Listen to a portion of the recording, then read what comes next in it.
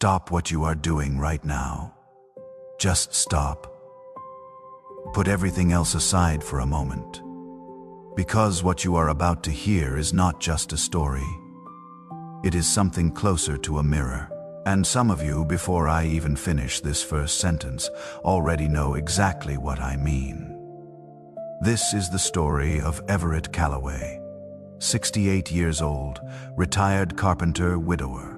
A man who spent 40 years building things that lasted, tables that held 3 generations of Sunday dinners, rocking chairs that outlived the people who sat in them, porches where neighbors watched storms roll in and felt safe. Everett Callaway could build anything with his hands, anything except a bridge back to the people he loved. And by the time this story begins, he had been living in the wreckage of that failure for 2 full years. Alone, quietly, in a house that still smelled like Dottie. That is where we find him, on a Tuesday morning in October, sitting on the back porch steps with a cup of coffee gone cold in his hand, watching the door of his workshop across the yard. Just watching it, not moving toward it, not moving away. The workshop had been locked since the day Dottie died. He had not gone inside once. Not because something was wrong with the workshop, because something was wrong with him. And the workshop was the only place on earth where Everett had ever felt like himself. So to walk through that door now, without her, felt like the last kind of loss he had room for. So he just sat and watched the door and let the coffee get cold. That was the shape of Everett's days now. He woke up at 5:45 every morning.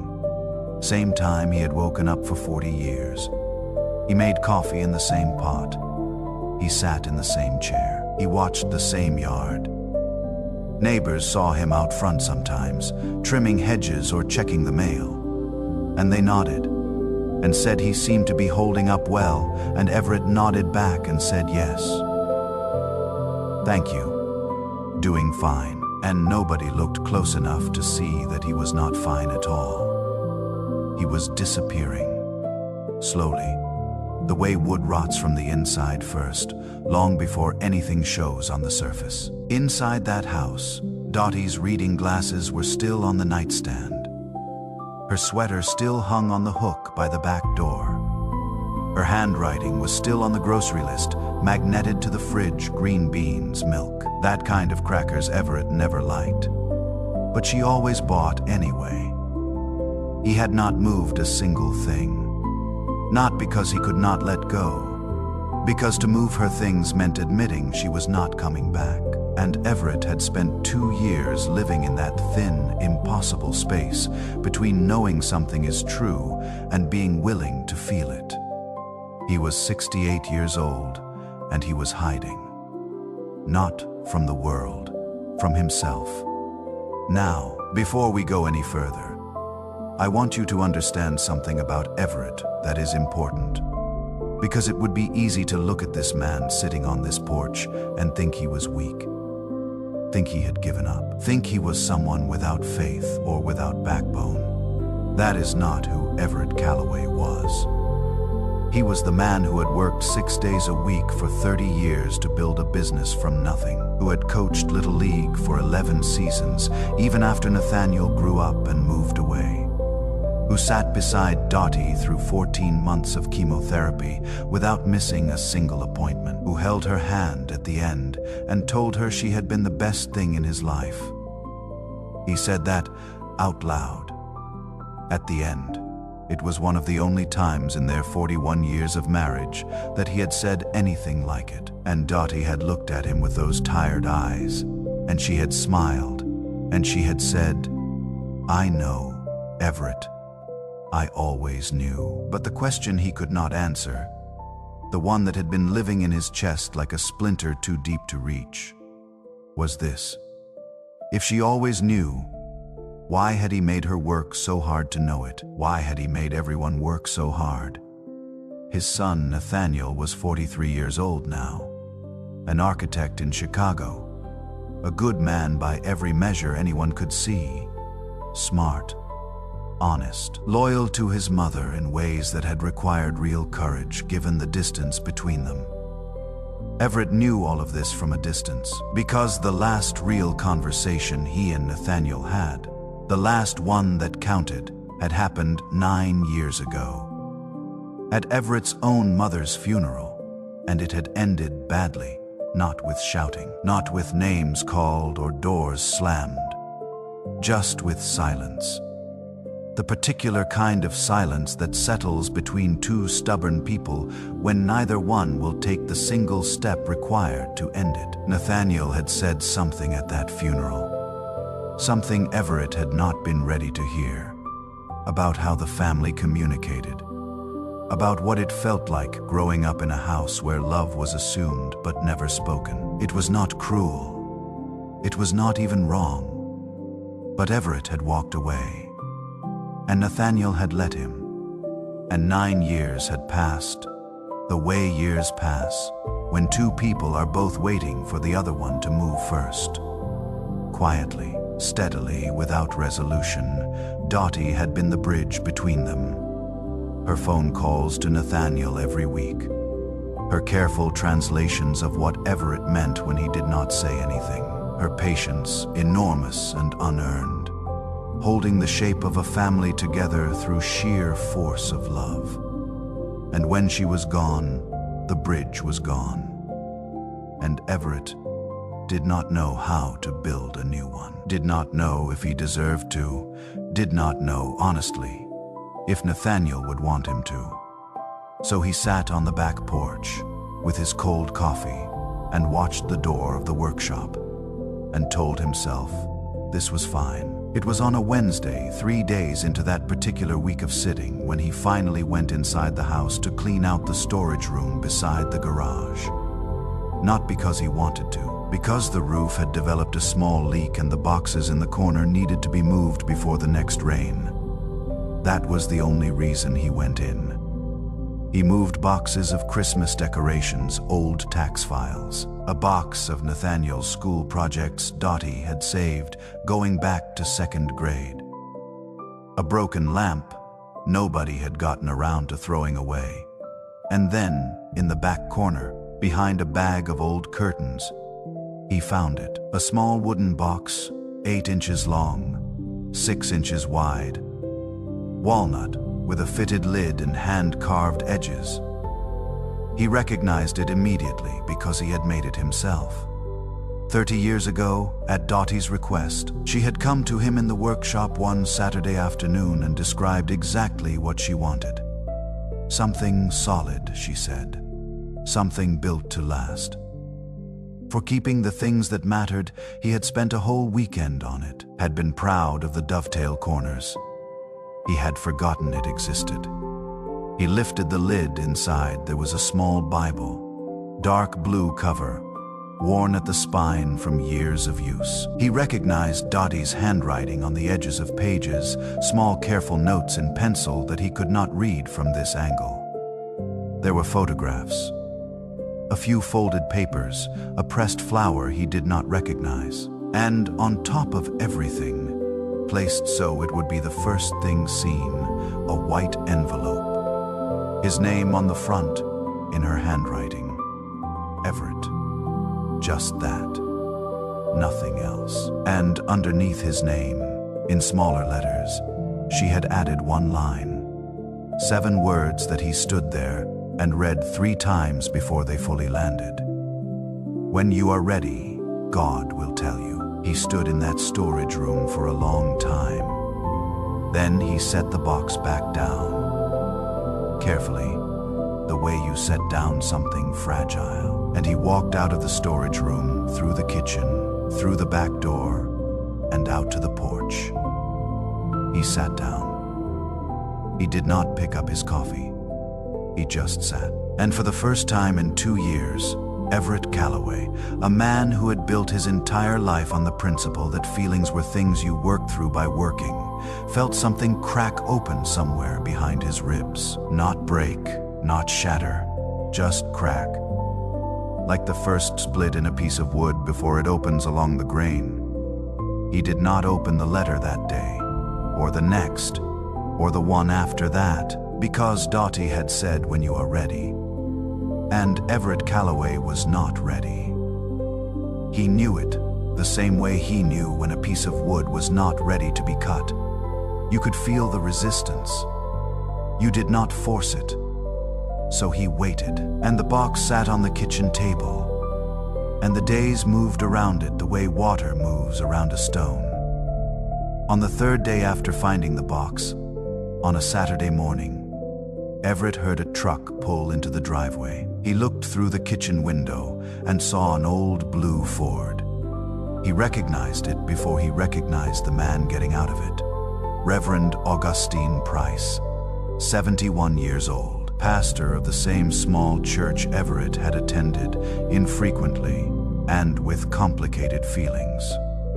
Since childhood, they had grown up 3 streets apart, had played baseball together the summer they were both 12, had drifted in the particular way that men drift over decades of different lives, but never completely lost the thread.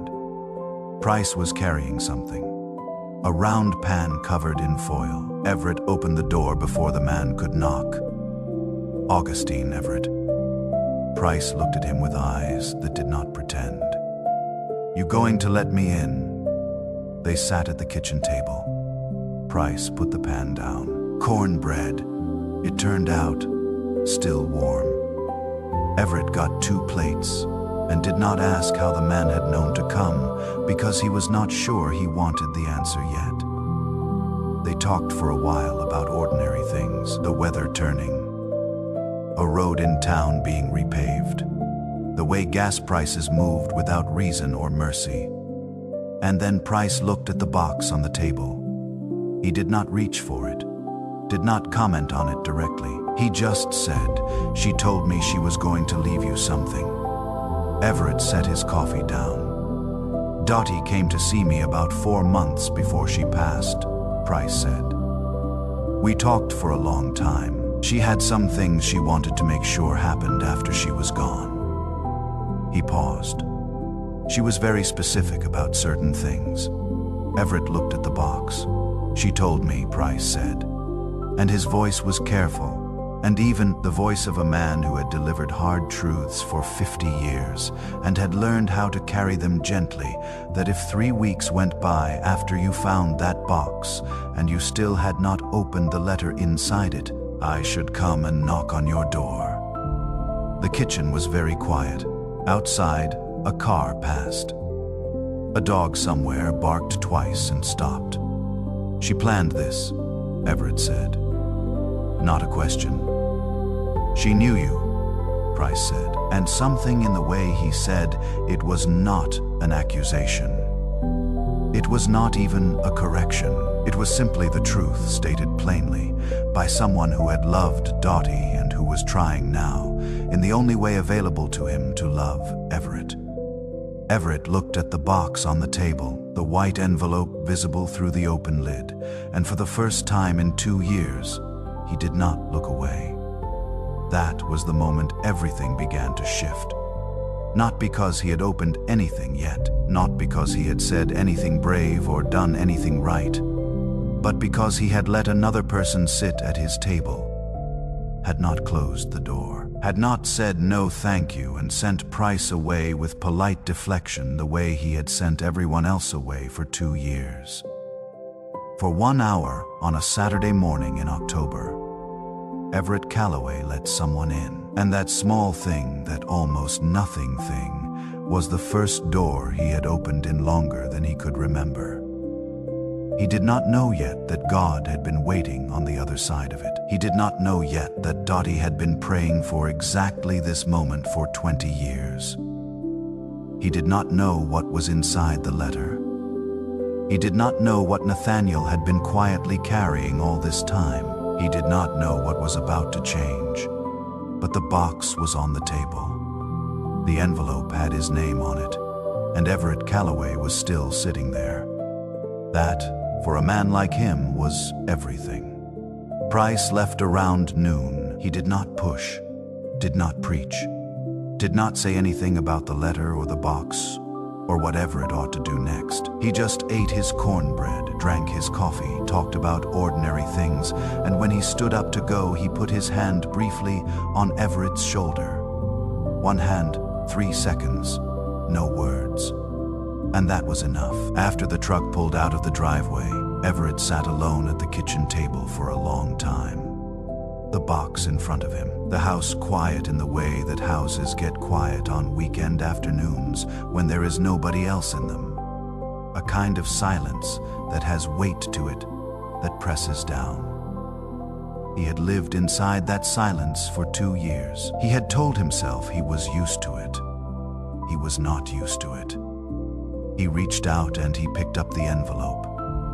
He did not open it yet, just held it, felt the weight of it, which was almost nothing, which was the weight of a few pages of paper, and whatever words Dottie had chosen to put on them. He turned it over. She had sealed it with tape, not just the envelope flap, which meant she had not wanted it coming open by accident. She had been deliberate about this. She had thought it through. Of course she had. Dottie had always been the one who thought things through. Everett had built things. Dottie had understood them. He set the envelope down, still sealed, and opened the small Bible instead. It fell open to a page near the middle Psalms. The paper soft with use, the kind of softness that only comes from hands returning to the same pages again and again over many years. He could see her pencil notes in the margins, small and careful. Some were single words, peace, yes, remember this. Some were longer. A few lines in her handwriting that he had to hold close to read. He found one note in the margin of Psalm 139 that stopped him. She had written, in letters slightly larger than her usual hand, as if she had wanted to be sure she could find it again. He sees Everett too, even when Everett will not let himself be seen. Everett read it twice. Then he set the Bible down and he opened the letter. Dottie had written it by hand. 3 pages. He recognized the effort that had cost her because by the time she wrote this, her hands had been unsteady. He could see it in the letters. Not shaky exactly, just slower than usual, more deliberate. Every word chosen and placed like something that mattered. She did not start with, "I love you." She started with his name, Everett. I am not going to waste words on things you already know. You know I love you. You have always known it. That is not what I am writing this for. I am writing this because there is something I have watched for 41 years that I never said out loud, and I am running out of time to say the things I kept quiet about. You are a good man. I need you to hear that first, because what comes next might be hard. But being a good man is not the same thing as being a present one. You have been in the same room with me for 41 years, sitting across from me at dinner, lying beside me at night, working 20 yards away in that workshop where I could hear the sound of your tools every afternoon for decades, and that sound was one of my favorite sounds in the world. That sound meant you were there. But there have been rooms inside you, Everett, that I was never allowed into. Rooms you kept locked. Not out of cruelty. I know that. You locked them because something taught you early that the things inside them were not safe to show. That strength meant keeping it all in. That love meant showing up and providing and being steady. And that the rest of it, the feeling of it, the saying of it, was somehow not required. I do not know exactly where you learned that. Maybe your father, maybe just the world. But I watched you pass it to Nathaniel, not meaning to. I watched our son learn the same lesson. That love is a thing you demonstrate by doing, not by saying that emotions are a private matter, that asking for help is weakness. I watched him leave 9 years ago, and I watched you let him go. And I have been praying ever since that one of you would move first, that one of you would pick up the phone before it became too late. I am writing this letter because I will not be there to be the bridge anymore. And someone has to tell you. You are not too old to change, Everett. You are not too broken. You are not too far from your son or from God or from your own heart to find your way back. But you have to open the door. Not the workshop door. That one you will open when you are ready, and I think you will know when.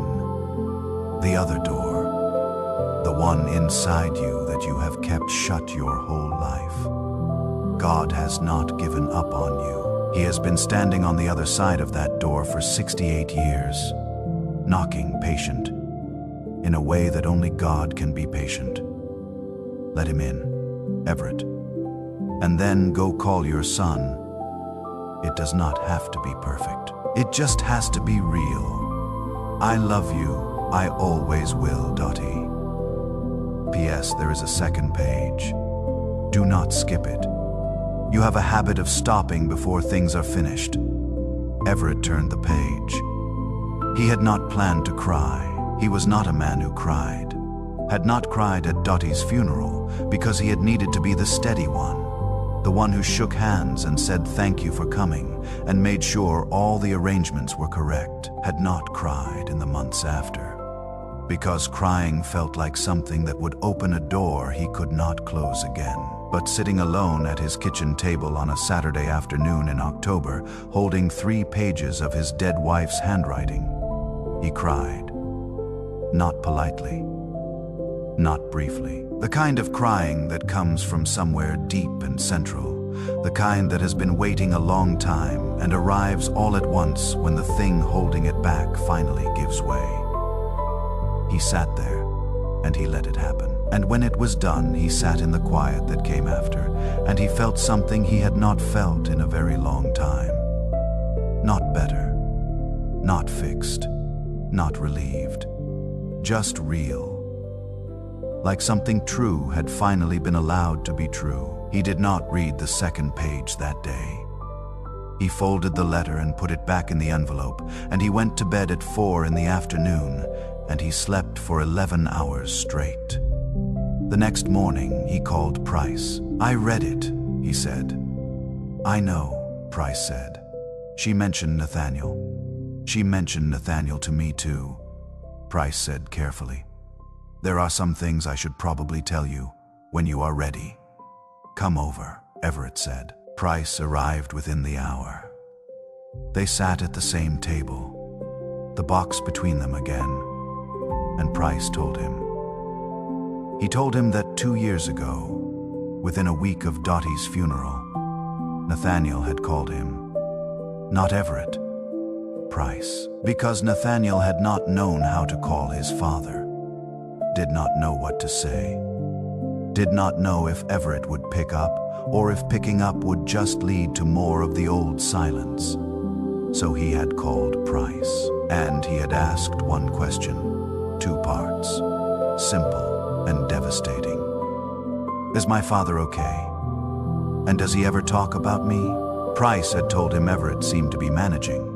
And he had told him that in all the years of knowing Everett, he had never once heard the man bring up his son's name unprompted. Nathaniel had been quiet on the phone for a moment. Then he had said, I know, thank you. And he had hung up. Everett sat with that for a while. He called to ask if I was okay, Everett said. Yes.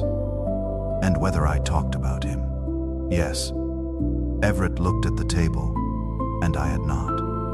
No, Price said. You had not. That was the moment, right there. It hurts exactly as much as it needs to hurt, and then something is back where it belongs, his son had called. Not to fight, not to confront. To ask if his father was okay, and Everett had not even known, because he had not given anyone permission to tell him. He stood up from the table, walked to the back door, stood looking out at the workshop. There is something else, Price said. Everett waited. Dottie asked me before she passed to go to the storage room and look in the third shelf of the metal rack along the back wall. She said there was a bag of old curtains. She said behind it there would be a box I would recognize. She asked me to leave it there until you found it yourself. She said you would find it when you were supposed to. Everett turned around slowly. She said, "If 3 weeks went by and you still had not opened the letter," Price continued, "I should come knock on your door." She was very specific about 3 weeks.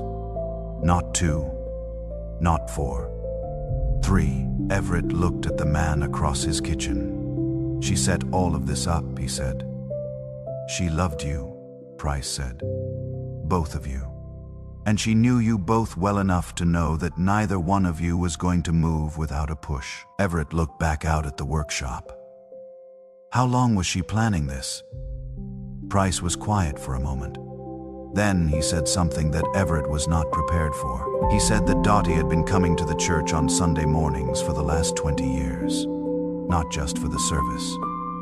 After the service, when most people had gone, she would stay behind in the empty sanctuary, 10 minutes, sometimes 15, every single week without exception. Everett had known she stayed late sometimes, had assumed she was talking to people. Being Dottie, she was not talking to people, Price said.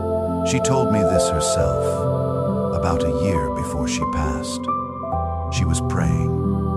Same prayer every week for 20 years. Everett said nothing. She was praying for you, Price said. Specifically, that God would open your heart before it was too late. Those were her words. Before it is too late. She never stopped believing he would. 20 years. Everett stood in his kitchen and let that number sit on him. His wife had gone to an empty church every Sunday for 20 years and prayed the same prayer for a man who did not know he needed it, who had sat in the same pew, stood for the same hymns, nodded at the same scripture, and kept God at exactly the distance Dottie had apparently been praying he would not stay. She never told me, Everett said. No, Price agreed. She said telling you would have made you feel managed. She said you responded better to things you discovered yourself. She was right. She had always been right about him. Everett went to the workshop door that afternoon. He stood in front of it for 10 minutes first. Just stood there, the way he had stood at the back of Dottie's hospital room in the last days, gathering whatever it was a man gathers before he walks into the hardest rooms of his life. Then he unlocked it and went in. The smell hit him first. Sawdust and linseed oil and something underneath both of those things that he could not name, but that lived in him somewhere below language. He stood just inside the door and let his eyes adjust. Everything was as he had left it. His tools on the pegboard in the order he had always kept them. The workbench with its worn surface, gouged and stained from decades of work. Scraps of wood in the bin in the corner that he had been planning to use for something and never got to. He walked to the workbench, put both hands on it, and he stood there in the smell of the wood and the oil and the quiet, and something opened in him that had been sealed for 2 years. Not grief exactly. Something older than the grief. Something that had been sealed much longer. He thought about Nathaniel. Not the argument, not the 9 years. Something earlier. A Saturday when Nathaniel was maybe 7 years old and had come into this exact workshop and stood exactly where Everett was standing now and asked if he could help. And Everett had said yes, had put a small piece of scrap wood in the boy's hands and shown him how to use a hand plane. The look on that boy's face, the concentration, the pride when the wood came out smooth. Nathaniel had loved this room, and somewhere along the years Everett had stopped inviting him into it. He could not say exactly when, could not point to the moment. It had happened the way most important things happen, gradually and then completely. He found the journal on the shelf above the workbench, old brown cover. He had written project notes in it for years. He opened it to a blank page near the back. He picked up a pencil, and he began to write. Not project notes. Not a letter yet. Not anything shaped or organized. Just words. What he was thinking. What he was feeling. What he wished he had said. And when he wished he had said, and when he wished he had said it, he wrote about Dottie. He wrote about Nathaniel. He wrote about the workshop and what it had meant to him and why he had locked it and what it felt like to be standing in it now. He wrote for 2 hours. When he stopped, his hand ached and the page was full, and it ran over onto the next page and partway down that one. He read it back. It was not organized. It was not eloquent. There were sentences that made no grammatical sense and emotions named so clumsily they barely communicated what he meant. But every word of it was true. He had never written anything so true in his life. He closed the journal, looked up at the wall of tools.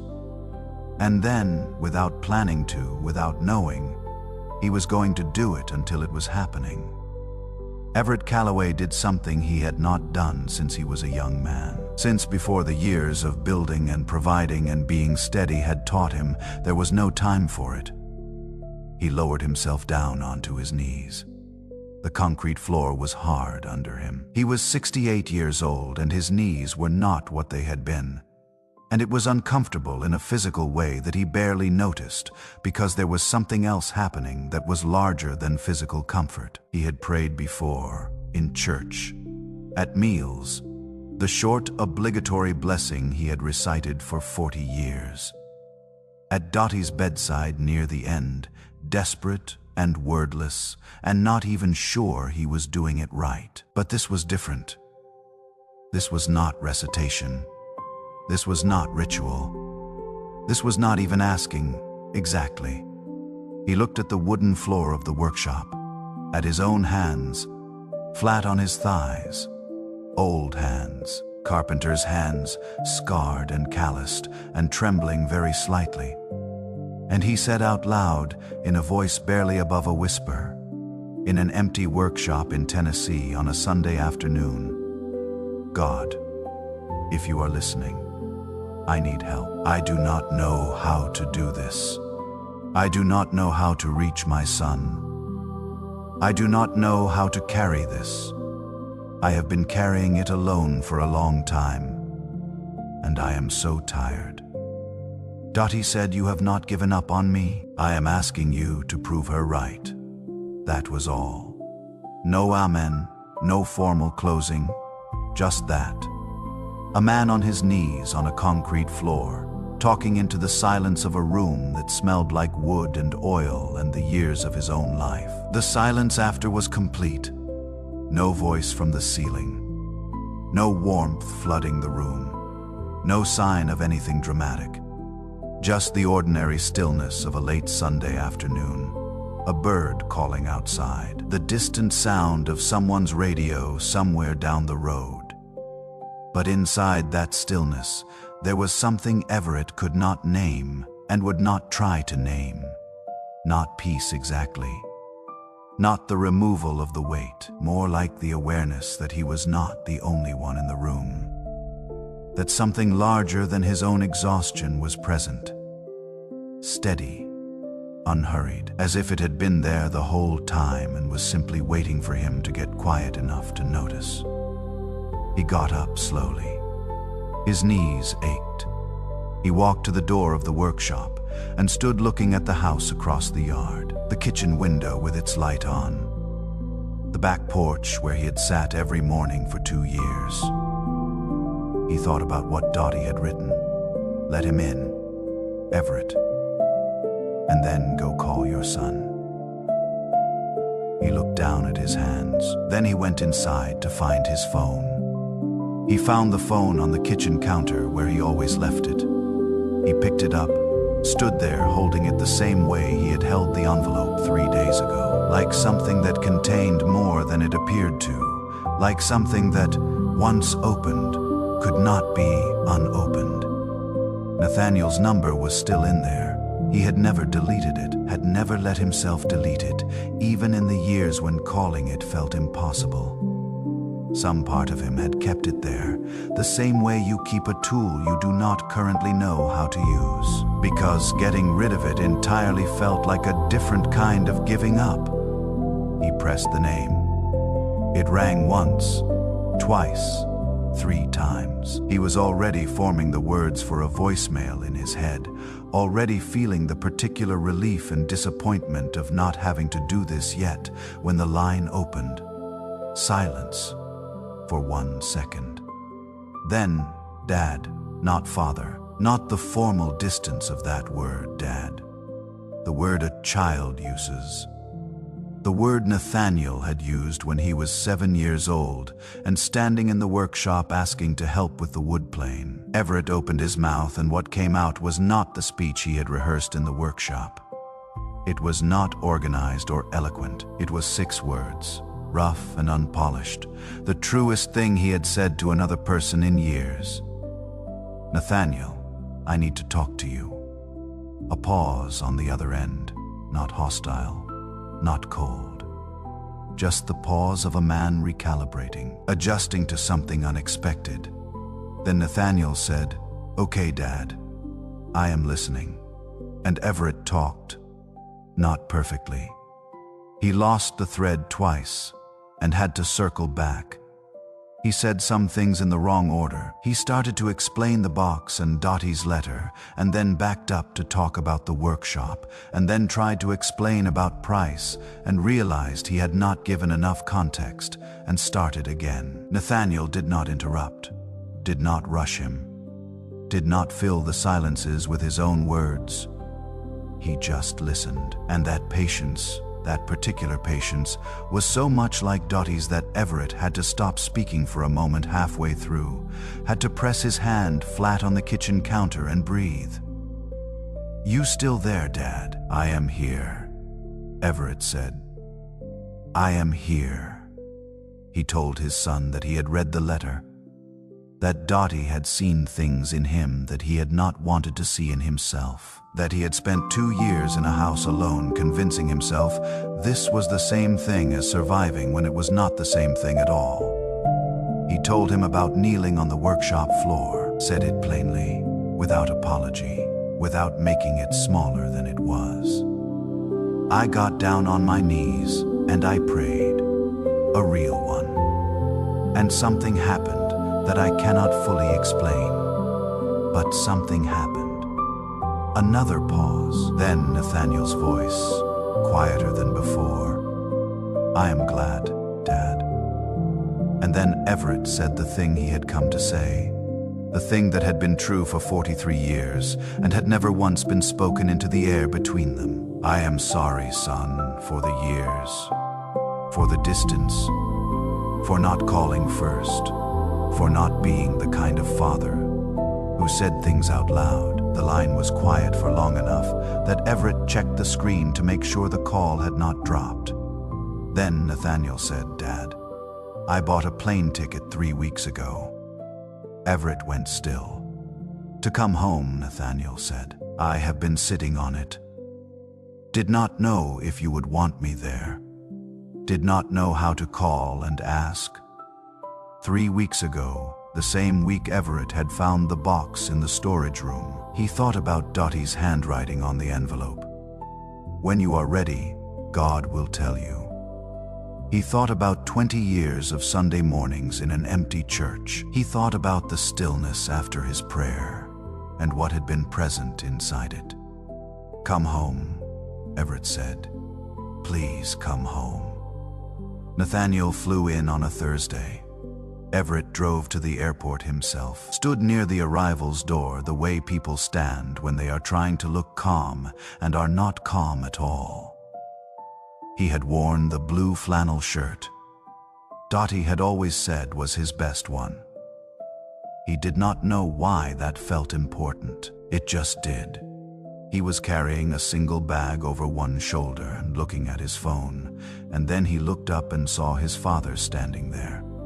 They stood about 20 feet apart for a moment. 20 feet.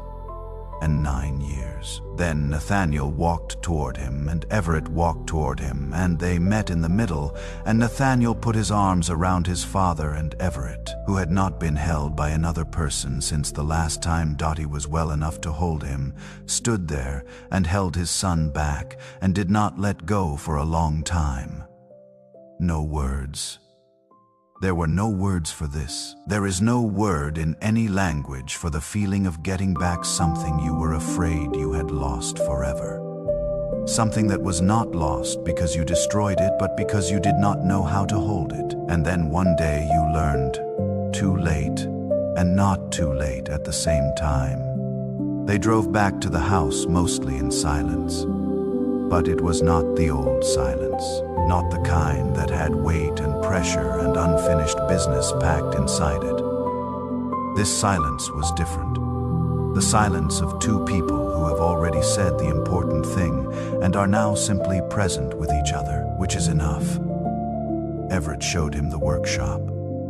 He unlocked the door and pushed it open and stood back and let Nathaniel walk in first. Nathaniel stood in the center of the room and turned slowly, taking in the pegboard of tools, the workbench, the smell that hit you when you entered, and that Everett now knew his son had not forgotten. He could see it on the man's face, the memory moving through him. "I used to think this was the greatest room in the world," Nathaniel said.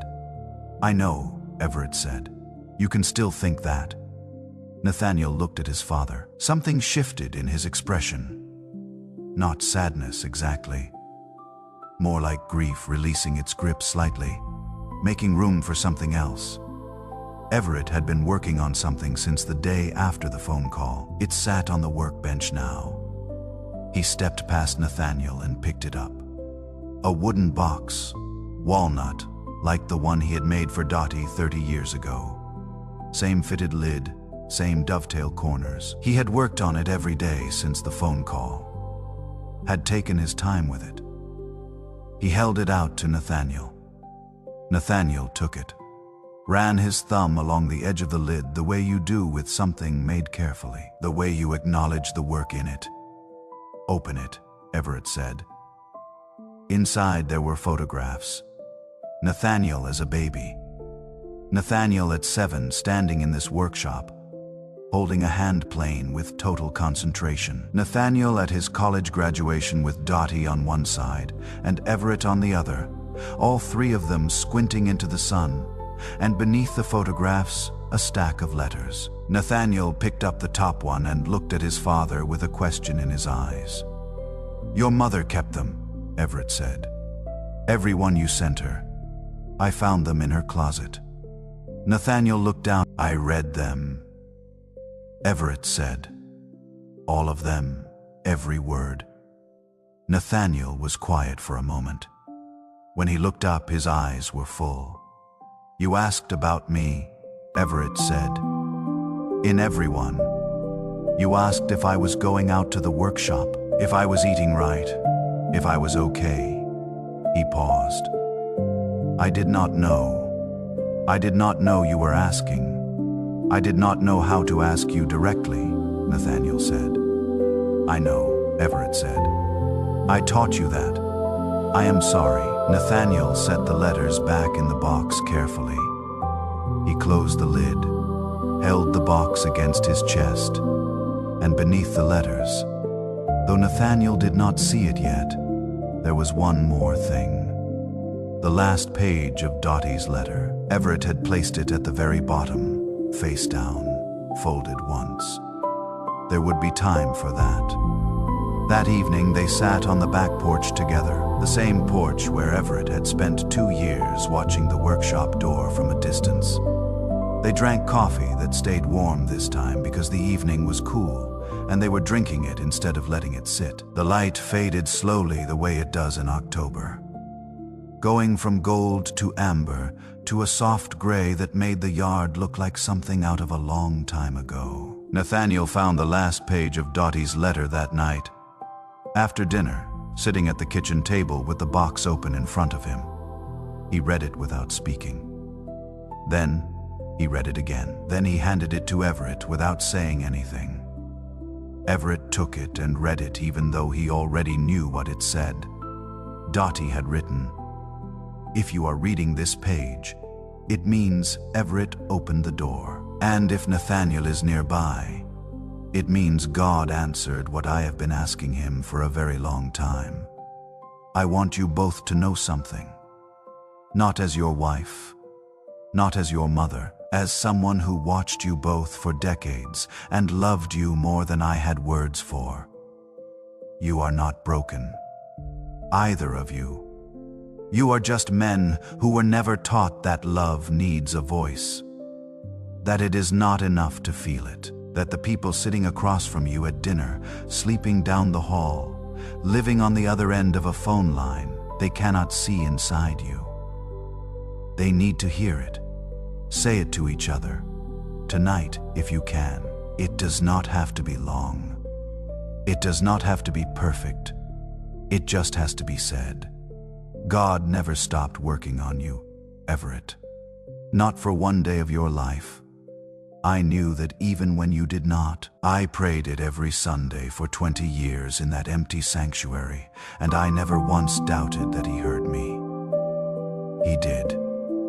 Look at where you are right now. That is your answer. I love you both. I am at peace, and I am so glad I got to be the one who knew you. Everett folded the page slowly. The kitchen was quiet. He looked at his son. Nathaniel was looking at him, and Everett said it. Finally, after 68 years and 43 years and 9 years and all the years it had been true without being spoken. I love you, son. I am proud of you. I should have said that a long time ago. Nathaniel did not say anything for a moment. Then, I love you too, Dad. Outside, the workshop light was still on. The door standing open the way Everett had left it. Light reaching out across the dark yard into the grass. He reached across the table and put his hand on his son's arm. Nathaniel put his hand over his father's, and they sat there together in the house Everett had built, in the light Dottie had chosen, held by everything that had made them, and everything that had broken them, and the God who had been present through all of it. Patient what run out and does not work away and does not stop knocking, even when the door stays closed. She had prayed it for 20 years. And sitting at his kitchen table on a Thursday night in October, with his son's hand over his and the workshop light burning outside, and the walnut box between them on the table, Everett Calloway finally knew it too.